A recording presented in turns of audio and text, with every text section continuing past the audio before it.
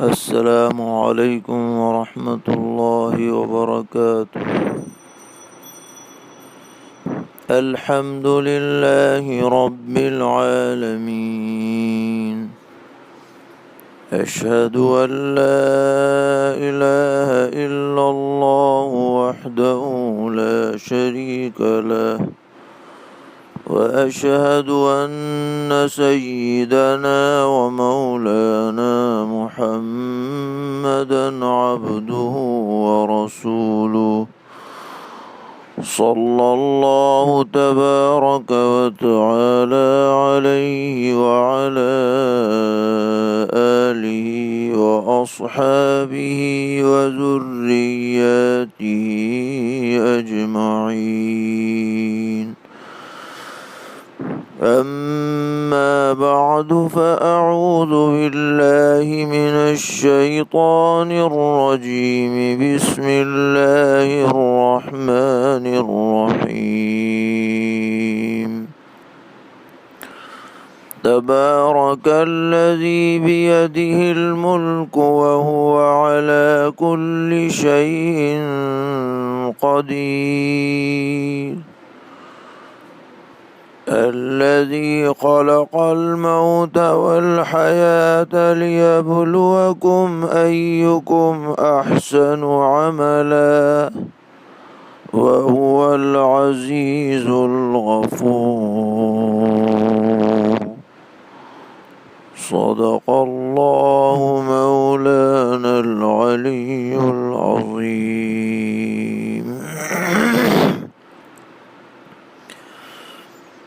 یہاں سے سورہ ملک شروع ہو رہی ہے، جو قرآن پاک کی بہت مشہور سورتوں میں ہے، جس کے اندر 30 آیتیں ہیں اور 2 رکوعات پر یہ مشتمل ہے۔ سرور عالم حضرت محمد مصطفیٰ صلی اللہ تعالی علیہ وسلم نے ارشاد فرمایا کہ قرآن پاک میں 30 آیتوں پر مشتمل ایک سورت ہے، جو اپنے پڑھنے والے کے لیے اللہ تبارک و تعالی کے دربار میں مغفرت کے لیے سفارش کرے گی، اور اس کے پڑھنے والے کی انشاءاللہ مغفرت ہو جائے گی۔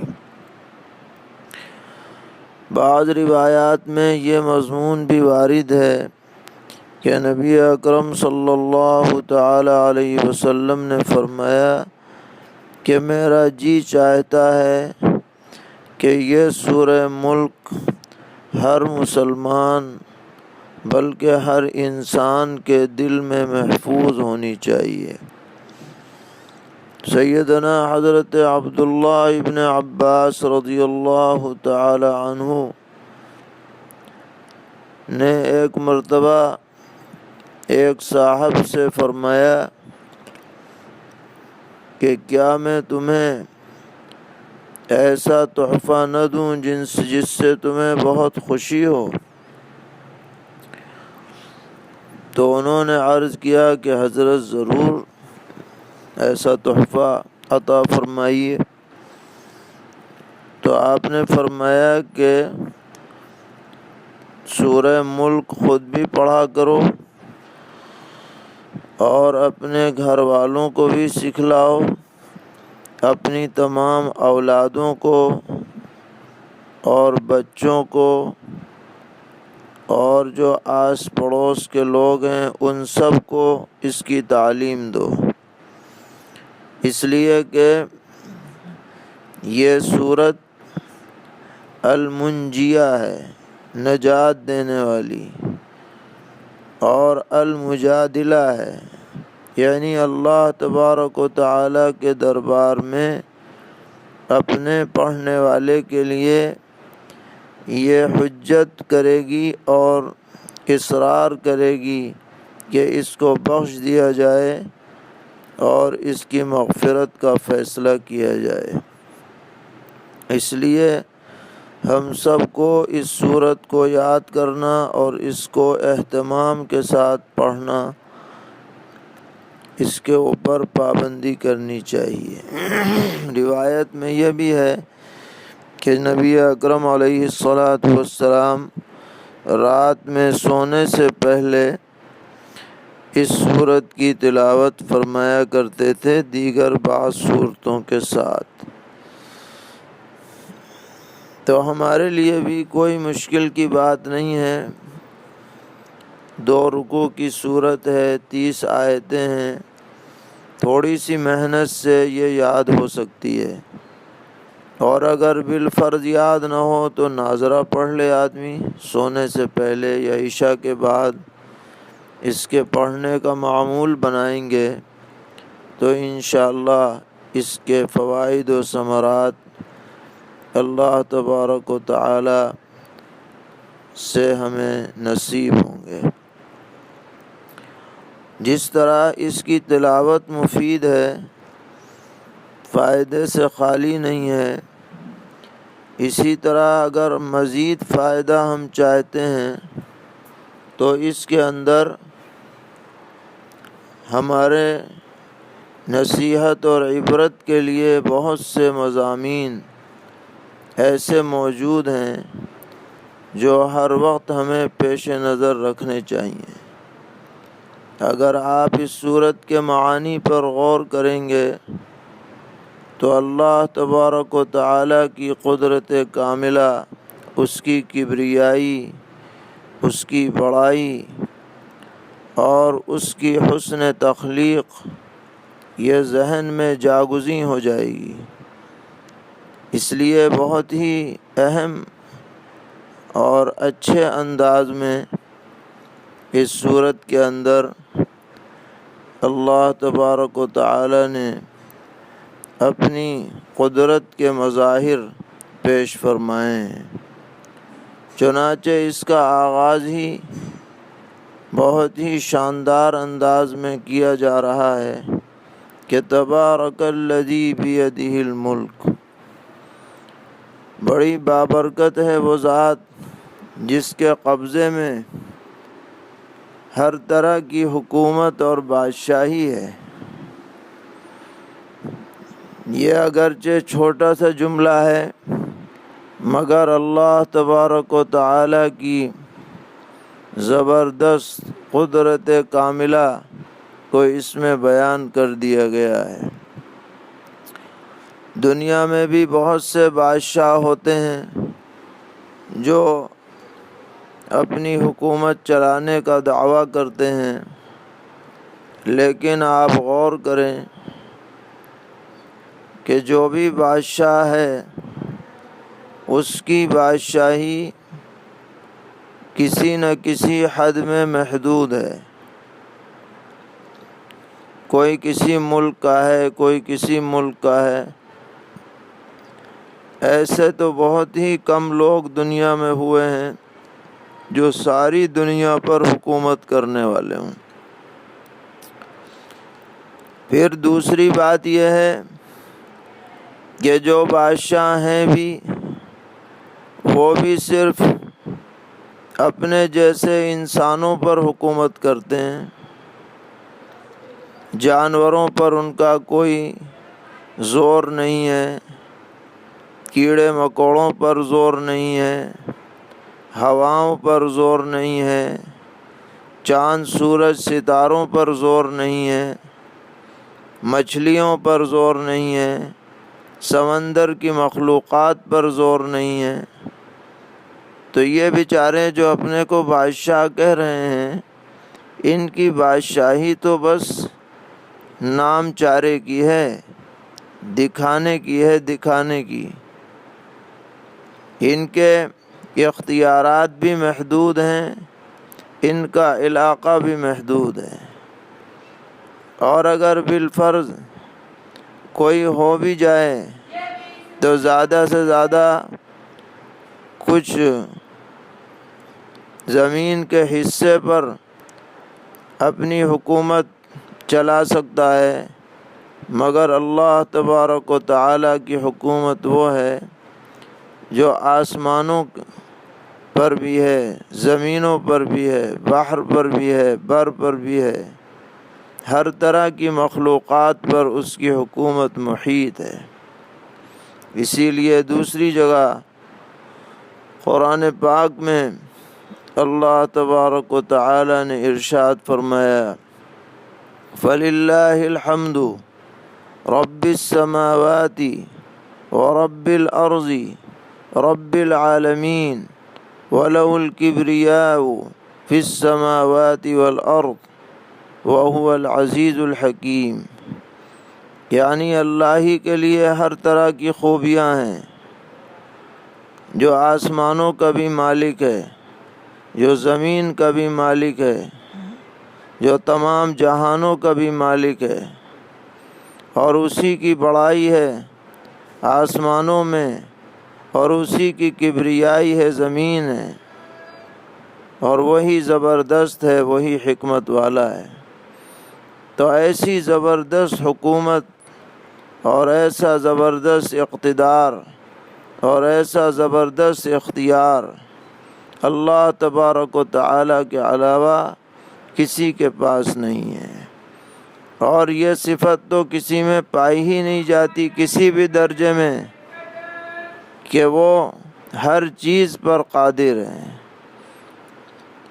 یہ صفت بھی اللہ کے علاوہ کسی بھی انسان میں یا کسی بھی مخلوق میں ہرگز نہیں پائی جاتی کہ وہ ہر چیز پر قدرت رکھے، کتنے ہی بڑے سے بڑا لاٹ صاحب کیوں نہ ہو جائے، سپر پاور کیوں نہ ہو جائے، زبردست اقتدار دنیاوی رکھنے والا کیوں نہ ہو جائے، لیکن وہ یہ نہیں کہہ سکتا، یہ سوچ بھی نہیں سکتا کہ وہ ہر چیز پر قادر ہے۔ اسے ماننا پڑے گا کہ بہت سی چیزیں میرے دائرے اختیار میں نہیں ہیں، میں چاہ کر کے بھی ان کو انجام نہیں دے سکتا۔ یہ کمال اور یہ خوبی تو صرف اور صرف اللہ تبارک و تعالی کے لیے ہے۔ تو اسی آیت سے اس سورت کا آغاز کیا گیا۔ یہ آغاز بھی بہت شاندار ہے، یہ بات دل میں بٹھا لینے والی ہے کہ جو بھی ہوا ہے اور جو بھی ہو رہا ہے اور جو بھی ہوگا وہ صرف اور صرف اللہ تبارک و تعالی کی مرضی سے ہوا ہے، مرضی سے ہو رہا ہے اور مرضی سے ہی ہوگا۔ اس کے فیصلے کو کوئی کاٹ نہیں سکتا، اس کے حکم کو کوئی بدل نہیں سکتا۔ وہ جو کرنے پر آئے کوئی اس کے اندر رکاوٹ نہیں ڈال سکتا، اور جس چیز میں وہ رکاوٹ پیدا کر دے اس رکاوٹ کو کوئی ہٹا بھی نہیں سکتا ہے۔ اس کے بعد پھر فرمایا گیا کہ اللہ تبارک و تعالی نے موت بھی پیدا فرمائی اور زندگی بھی پیدا فرمائی، یہ دونوں لازم ملزوم ہیں، حیات بھی اور موت بھی۔ حیات کا وجود تو سب کو معلوم ہے کہ حیات ایک نظر آنے والی چیز ہے جس کے اوپر مخلوق کا اطلاق کرنا بالکل مناسب ہے، اس میں تو کوئی شک شبہ نہیں۔ لیکن حضرات مفسرین نے یہ بحث فرمائی ہے کہ بظاہر تو موت عدم کا نام ہے، لیکن اس کو بھی اللہ تعالیٰ نے مخلوقات میں شامل فرمایا کہ اللہ نے موت بھی پیدا فرمائی۔ تو یہ کیسے درست ہو سکتا ہے اور اس کا کیا مفہوم ہے؟ تو اس کی تفسیر فرماتے ہوئے بعض حضرات نے تو یہ وضاحت فرمائی کہ موت دراصل روح کے منتقل ہونے کا نام ہے۔ جس طریقے پر زندگی روح اور جسم کے ملنے کا نام ہے، اسی طرح موت روح اور جسم میں انفصال کا نام ہے، جدائیگی کا نام ہے۔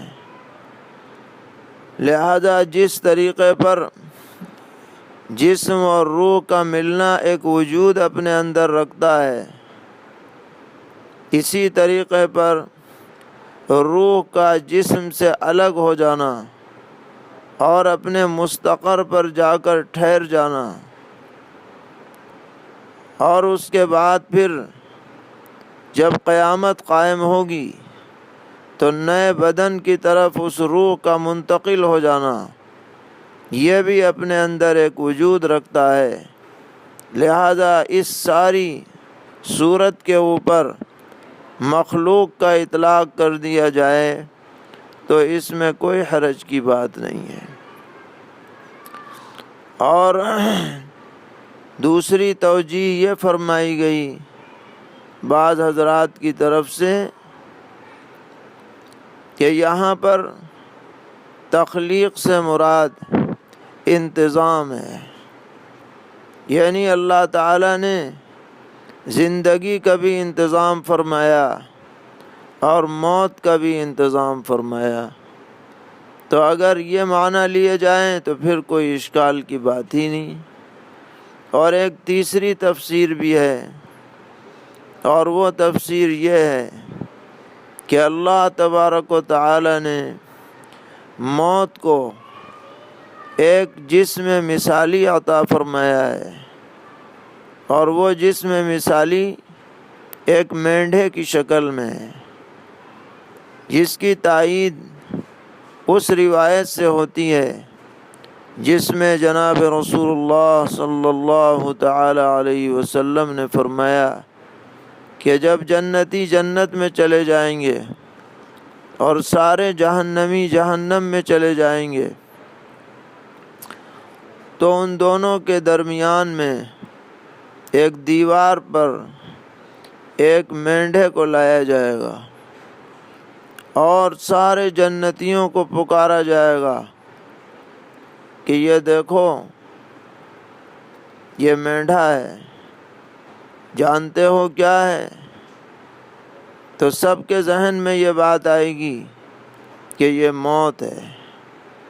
اسی طرح تمام جہنمیوں سے پوچھا جائے گا، وہ بھی کہیں گے کہ یہ موت ہے، اور پھر اس مینڈھے کو وہیں ذبح کر دیا جائے گا، اور جنتیوں سے پکار کر کہا جائے گا کہ اب موت کبھی موت آ چکی ہے، تم ہمیشہ کے لیے جہنم میں رہو، جنت میں رہو۔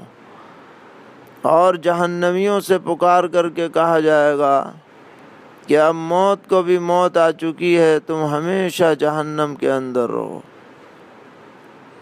روایت میں ہے کہ اس دن جنتیوں کو سب سے زیادہ مسرت کا موقع ہوگا کہ یہ خطرہ بھی ذہن سے نکل جائے گا کہ کبھی جنت سے نکلنے کی بات ہو، اور وہ دن جہنمیوں کے لیے سب سے زیادہ افسوس اور غم کا موقع ہوگا کہ یہ امید بھی اور یہ آس بھی ٹوٹ جائے گی کہ کبھی یہاں سے نکلنے کا موقع ملے گا۔ تو اگر اس روایت کو سامنے رکھا جائے تو بھی موت کو مخلوق قرار دینے میں کسی طرح کے شک شبہ کا کوئی موقع نہیں ہے۔ بہرحال اللہ تبارک و تعالی فرما رہے ہیں کہ ہم نے موت بھی پیدا کی اور ہم نے زندگی بھی عطا کی، اور یہ دونوں اس مقصد سے پیدا کی گئیں تاکہ تمہیں آزمایا جائے کہ کون تم میں سے بہتر عمل لے کر کے ہمارے دربار میں حاضر ہونے والا ہے۔ یہاں پر جو حیات ہے، زندگی ہے، مخلوقات کے اندر اس زندگی کے بھی کئی درجات ہیں۔ ایک درجہ تو وہ زندگی ہے جو مکلفین کو عطا ہوئی ہے،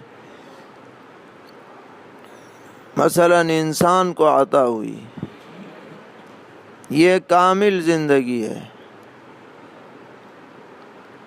انسان صرف زندہ ہی نہیں ہے بلکہ باشعور بھی ہے، کامل العقل بھی ہے، سوچنے سمجھنے کی اس کے اندر صلاحیت بھی ہے، بولنے کی طاقت ہے، سننے کی طاقت ہے، دیکھنے کی طاقت ہے۔ تمام مخلوقات میں سب سے اعلیٰ درجے کی حیات انسان کو عطا کی گئی ہے۔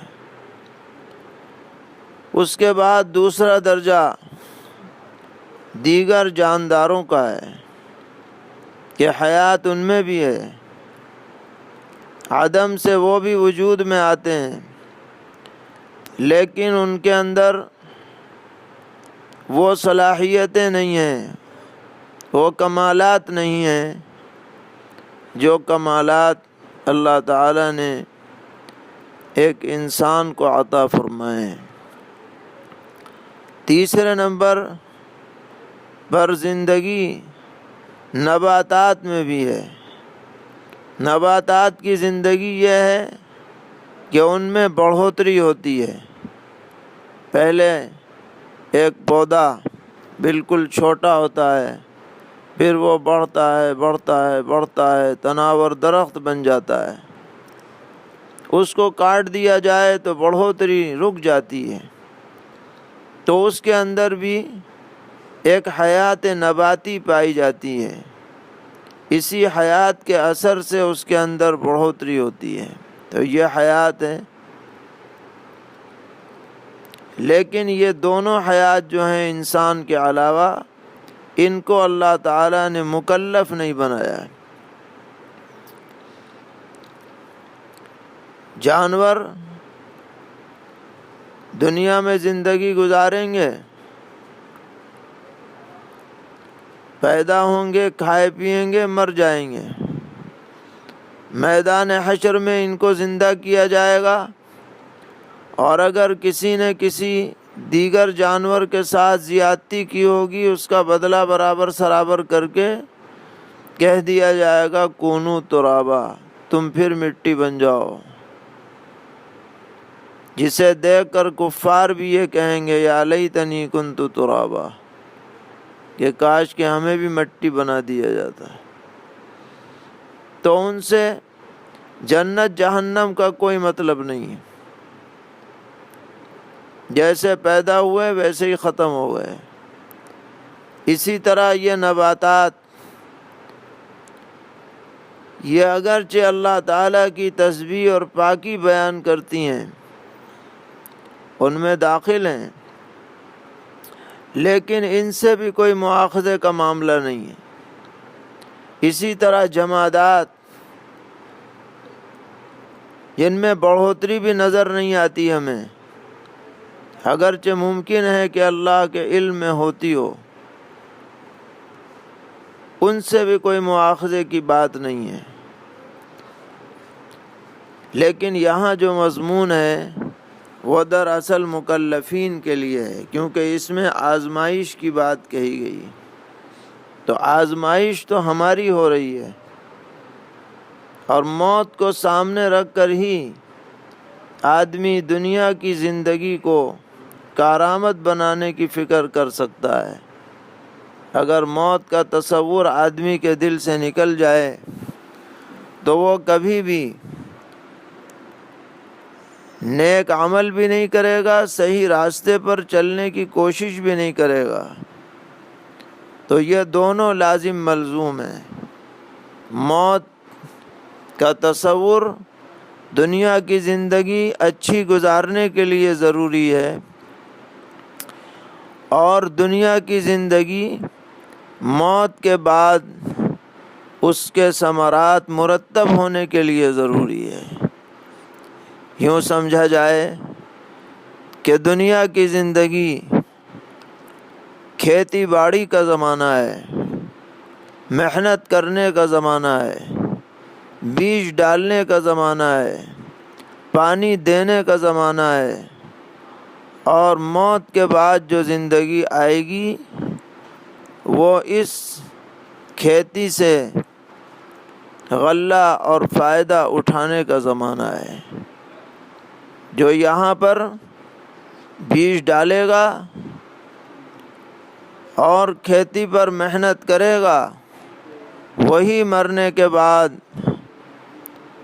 اپنی کھیتی کے فائدے سے مستفید ہوگا۔ اسی لیے قرآن پاک نے دوسری آیت میں فرمایا، من کان یرید حرث الآخرہ نزد له فی حرثہ ومن کان یرید حرث الدنیا نؤتہ منہا وما له فی الآخرۃ من نصیب۔